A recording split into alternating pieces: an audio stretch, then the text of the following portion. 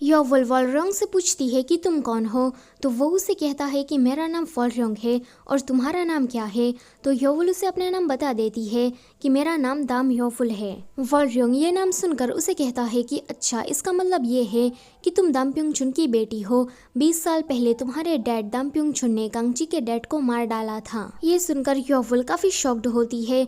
उसके एक्सप्रेशन को देखकर वॉलरोंग उसे कहता है कि लगता है कि तुम्हें इसके बारे में कुछ पता नहीं। फिर तो कांगची को भी इसके बारे में कुछ पता नहीं होगा।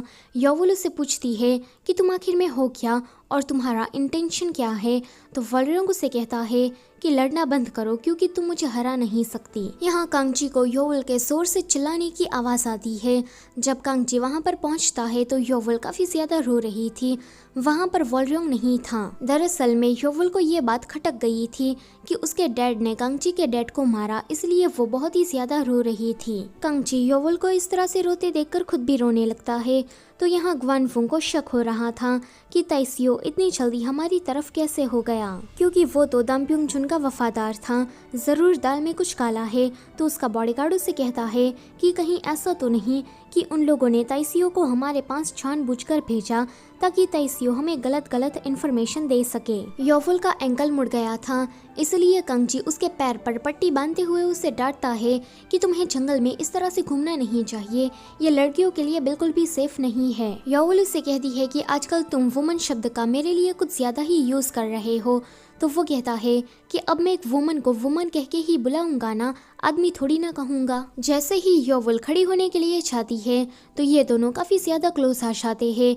कांगची का ध्यान बार बार योवल के लिप्स पर छा रहा था, लेकिन वो उसे किस नहीं कर पाता क्योंकि उसकी हिम्मत ही नहीं होती। सियोहुआ ताइसियो को देख रही थी तो उसका जापानीज सर्वेंट उसे कहता है कि ये ताइसियो है, इसके डैड को ग्वानफुंग ने झूठे केस में फंसाकर उसे मरवा डाला था एंड उसकी पूरी फैमिली को जेल में डाल दिया था। फिर ग्वानफुंग ने उसकी माँ को मरवा डाला एंड उसकी बहन अभी एक गीसेंग है। हाल ही में ही ये होटल वापस आया है एंड फिलहाल वो ग्वानफुंग के अंडर काम कर रहा है। सियोहुआ उसे कहती है कि अगर वो जिंदा होता तो इसकी ही उम्र जितना होता। तो उसका सर्वेंट उसे कहता है कि क्या आप अपने बेटे के बारे में बात कर रही है। इस पर वो उसे कुछ भी नहीं कहती। योवल को चलने में दिक्कत हो रही थी तो कांगची उसे उठा लेता है। योवल उसे कहती है कि मुझे नीचे उतारो, मैं अभी चल सकती हूँ। तो कांगची कहता है कि चुप रहो, तुम बहुत ही ज्यादा बोलती हो। ये दोनों प्यार भरी नजरों से एक दूसरे को देखते हुए आ ही रहे थे कि दाम प्योंगचुन आकर इन दोनों को इस तरह से देख लेते हैं। एकेडमी वापस आने के बाद दाम प्योंगचुन योवल पर चिल्लाते हैं कि तुम्हारी जल्दी ही शादी होने वाली है और तुम इस तरह की हरकतें कर रही हो। क्या मैंने तुमसे नहीं कहा था कि तुम कांगची से दूर रहोगी? फिर तुम मेरी बात क्यों नहीं सुनती? तो योवल उसे कहती है कि शादी का फैसला मेरा नहीं बल्कि आपका था। वैसे डैड, क्या आपने कांगची के डैड को मार डाला था? क्या आप इसी की ही वजह से मुझे कांगची से दूर रहने को कह रहे हैं? तो वो कहते हैं कि तुम्हें कैसे पता चला और तुम्हें ये बात किसने बताई है? क्या इसके बारे में कांगची को पता है? तो वो कहती है कि पहले आप बताइए कि आपने ऐसा क्यों किया। दाम प्योंगचुन कहते हैं कि ये बड़ों का मैटर है तो तुम बीच में मत पड़ो। ये सुनकर योवल सोचती है कि इसका मतलब ये है कि वॉलरोंग ने जो कुछ भी कहा था वो सच था। फिर दाम प्योंगचुन गॉन को बुलाकर उसे कहते हैं कि आज के बाद से कांगची और योवल एक दूसरे से नहीं मिलने चाहिए। अगले दिन गॉन योवल से कहता है कि आज के बाद से तुम कमरे के बाहर नहीं निकलोगी और जो लड़कियां करती है वो सीखोगी। योवल को ये सारे ऑर्डर्स फॉलो नहीं करने थे, लेकिन गॉन तो अपना काम करके ही मानता है। तो यहाँ ताइसियो के पास कांगची आता है। ताइसियो उसके हाथ में तलवार देखकर समझ जाता है कि ये कांगची नहीं है, ये कोई फेक है। वो फेक कांगची ताइसियो से कहता है कि बताओ तुमने ऐसा क्यों किया? तुमने ली शुशिन का शिप वाला मॉडल क्यों चुराया? अब क्या तुम ग्वानफुंग के साथ मिलकर हमें धोखा देना चाहते हो? तो ताइसियो कहता है कि मेरे लिए सबसे ज्यादा जरूरी मेरी बहन है, इसके अलावा और कुछ नहीं। इतना कहकर ताइसियो उसे मारने लगता है। इन दोनों के बीच में फाइट हो ही रही थी कि वहाँ पर ग्वानफुंग आकर कहता है कि बस करो। ताइसियो बॉडीगार्ड को देखकर काफी शॉक्ड होता है। वो कहता है कि क्या तुम्हें मुझ पर शक हो रहा था, इसलिए तुमने ये सब कुछ नाटक किया ताकि तुम्हें तसल्ली हो सके कि मैं सच में तुम्हारी साइड हूँ। ग्वानफुंग बॉडीगार्ड से कहता है कि अब हमें इसको टेस्ट करने की जरूरत नहीं है, ये हमारी ही साइड है। इतना कहकर वो चला जाता है। उसके जाने के बाद ताइसियो एक स्माइल करता है। कांगची सुजंग की देखभाल कर रहा था। जब उसे होश आता है तो कांगची उसे कहता है कि मैं आपके लिए गोंगदाल की स्पेशल दवाई लेकर आया हूँ, इसको पीने के बाद आप बिल्कुल ठीक हो जाएंगे। सुजंग चंग उससे कहता है कि मैंने तुमसे कहा था ना कि तुम यहाँ से कहीं दूर चले जाओ, फिर तुम क्यों नहीं गए? अगर तुम्हें ये लगता है कि तुम एक गुम्मी हो इसलिए तुम्हें कोई नहीं मार सकता, तो तुम बस एक गलत फहमी में जी रहे हो। एक डिवाइन क्रीचर दूसरे डिवाइन क्रीचर को मार सकता है। कांगची कहता है कि इसका मतलब ये है कि मैं भी उसे मार सकता हूँ। तो सुचुंग कहता है कि तुम समझ क्यों नहीं रहे हो? अगर तुम उससे लड़ने भी चाहोगे तो तुम पक्का मारे जाओगे, क्योंकि वॉलरयोंग तुमसे बहुत ही ज्यादा ताकतवर है। कांगची कहता है कि डोंट वरी, ऐसा नहीं होगा। इतना कहकर वो जाने लगता है। वॉलरयोंग दूर से उसे जाते हुए देख रहा था। अचानक से ही कांगची को झाड़ियां घेरने लगती है। यह देखकर कांगची काफी शॉक्ड हो रहा था। वॉलरयोंग उसे इन झाड़ियों में फंसाकर वहां से चला जाता है। जब कांगची वापस आता है तो वो योवल को ढूंढ रहा था। गॉन उसे मिलता है तो वो गॉन से कहता है कि जब मैं जंगल में गया था तो अचानक से ही झाड़ियां मेरे आजू बाजू घूमने लगी। क्या ऐसा हो सकता है? गॉन कहता है कि ये क्या बकवास है, वैसे तुम योवल से नहीं मिल सकते क्योंकि उसे कमरे में लॉक कर दिया गया है। यहाँ पर एक लेडी टीचर योवल को सिलाई वगैरह के बारे में सिखा रही थी। अब योवल ने तो बचपन से ही हाथ में तलवार को पकड़ा था, इसलिए उस बेचारी से तो ये होता ही नहीं। वो जाकर दम्प्योंगचुन से कहती है कि मुझसे तो ये ना हो पाएगा और मुझे ताइसियो से कोई शादी नहीं करनी है क्योंकि मैं कांगची को पसंद करती हूँ। ये सुनकर दम्प्योंगचुन को गुस्सा आता है। वो कहते हैं कि तुम अपने डैड के सामने ऐसी बातें कैसे कर सकती हो, और तुम क्या जानती हो कि अगर कांगची को पता चला कि मैंने उसके डैड को मारा है तो उसका क्या रिएक्शन होगा? वो जरूर बदला लेने के बारे में सोचेगा और ऐसे में वो तुमसे प्यार भी नहीं कर पाएगा। मैंने ऑलरेडी अपनी तलवार से एक मासूम की जान ली है, तो तुम ऐसा कुछ भी मत कर देना कि मुझे दूसरे मासूम को भी मारना पड़े। कांगची कहता है कि ये तो ज्यादती है। एक बाप अपनी ही बेटी को रूम में कैसे बंद कर सकता है? तो गॉन उससे कहता है कि यह सब कुछ तुम्हारी वजह से हुआ है। तुम हर वक्त उसके आगे पीछे मंडराते रहते थे, जिस वजह से योवल कोई ना कोई मुसीबत में पड़ जाती थी। ये सब कुछ उसकी सेफ्टी के लिए है। इतना कहकर गॉन उसे एक बैल का पट्टा देता है एंड कहता है कि तुम्हारे पास 3 दिन है। अगर 3 दिन के अंदर तुम्हारे पास एक बैल भी बची तो तुम इस एकेडमी में रह सकते हो, वरना यहाँ से चलते बनना। कांगची कहता है कि अब क्या तुम मुझे एकेडमी से निकालोगे?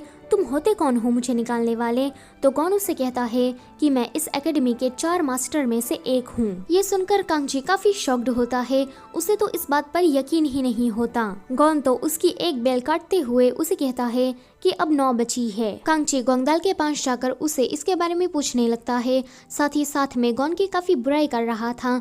तो गॉन आकर उसकी एक और बेल काट कर कहता है कि अब सिर्फ 8 ही बची है। कांगची कहता है कि ये तो चीटिंग है।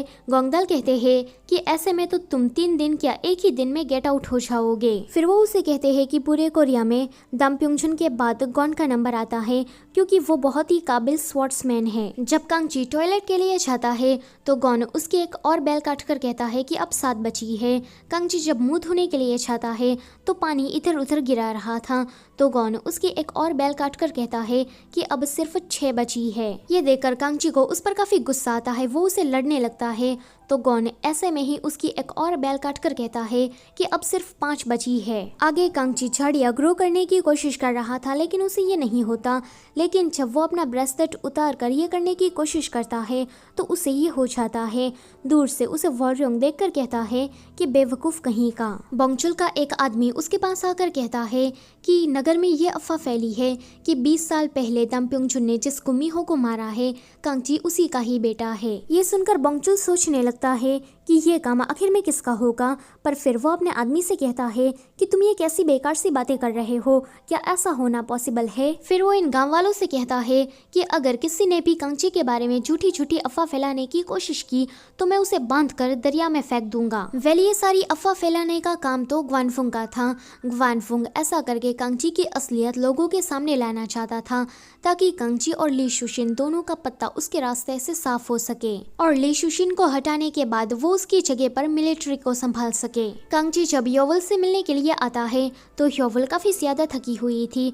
वो उसे कहती है कि देखो ना, मुझे ये सुइया काफी चुभ रही है। कांगची उसे कहता है कि भले ही अभी तुम्हें दर्द हो रहा हो, भले ही तुम्हें ये सब कुछ अच्छा ना लगे, पर ये सब कुछ तुम्हारी सेफ्टी के लिए है। फिर वो उसे एक फूल की कली देता है एंड उसके ही सामने जादू से उसे ग्रो करके उसे वो फूल देता है।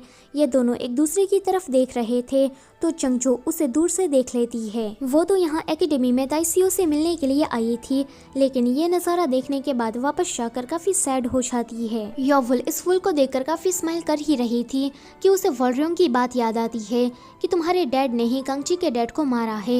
ये सब कुछ याद करके वो सोचती है कि अगर कांगची को इसके बारे में पता चला तो वो क्या करेगा, फिर हम दोनों का क्या होगा। तो यहाँ कांगची उन बीन्स के दाने को गिनकर गोंगदाल के पास आता है एंड कहता है कि मैंने आखिर में ये कर ही दिया, ये 13,786 है। गोंगदाल उसे कहते हैं कि तुम्हारा जवाब गलत है। तो कांगची कहता है कि अगर 1, 2, 3 फिगर इधर उधर हो गया है तो आप चला लीजिए।